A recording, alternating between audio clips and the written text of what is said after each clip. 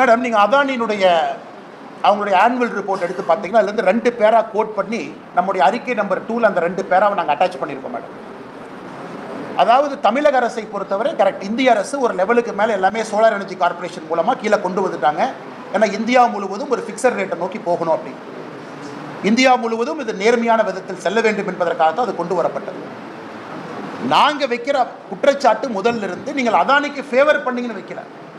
பாரதிய ஜனதா கட்சியும் அதானிக்கும் நீங்கள் முடிச்சு போடுறீங்க.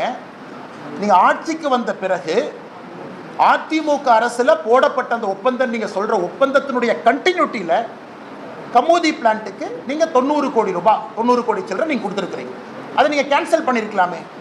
இல்லை நாங்கள் சோலார் எனர்ஜி கார்பரேஷன் படி தான் நாங்கள் பணம் கொடுப்போம்ல. ஏற்கனவே போட்ட கான்ட்ராக்ட் கண்டினியூ ஆகுதுன்னா நீங்கள் அதை கண்டினியூ பண்ணுறீங்களா? அதான் எங்களுடைய குற்றச்சாட்டு. இதே அமைச்சர் அவர்கள் இங்கேன்னு சுற்றி வர்றாங்க. நீங்கள் அதை கொடுத்தனால நீங்கள் பாரதிய ஜனதா கட்சி அதானின்னு பேசுவதற்கு உங்களுக்கு உரிமை இல்லை என்பதுதான் எங்கள் முதல் குற்றச்சாட்டு. அதை இன்னைக்கு முதலமைச்சர் ஒருபடி மேலே போய் நான் அதானி சந்திக்கவே இல்லைங்கிறாங்க. அதானியை சந்திப்பது தப்பு நான் எப்பவுமே சொல்லிங்க. ஏன் தமிழகத்தில் அம்பானி அவர்கள் திருமண அழைப்புதல் கொடுத்த பொழுது முதல் ஆளாக இங்கிருந்து ஓடி போனது யாரு? துணை முதலமைச்சர் போனாங்க. அம்பானி அவர்கள் துணை முதலமைச்சருக்கு மட்டும் இன்விடேஷன் கொடுக்கலீங்க, எனக்கு இன்விடேஷன் கொடுத்தாங்க.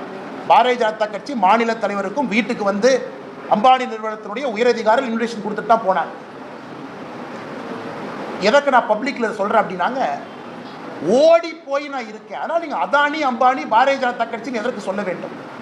ஒருத்தவங்க வருவாங்க, எல்லாத்தையும் பார்ப்பாங்க, பரஸ்பரம் ஒரு நட்பு மெயின்டைன் பண்ணுவாங்க.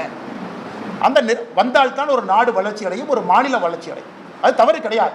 நீங்கள் போங்க பாருங்க.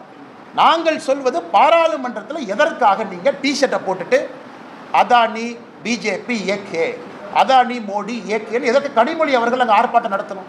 நீங்கள் தமிழகத்தில் எல்லா கான்ட்ராக்டையும் கேன்சல் பண்ணிடுங்க. பண்ணிட்டு நீங்கள் பேசுங்க, உங்கள் குற்றச்சாட்டுக்கு நாங்கள் பதில் சொல்லுவோம். நாங்கள் முதலிருந்து சொல்லுவது உங்களுடைய இரட்டை வேடத்தை தான் முதலிருந்து சொல்லுகின்றோமோ தவிர வேற எதையும் நாங்கள் சொல்லவில்லை.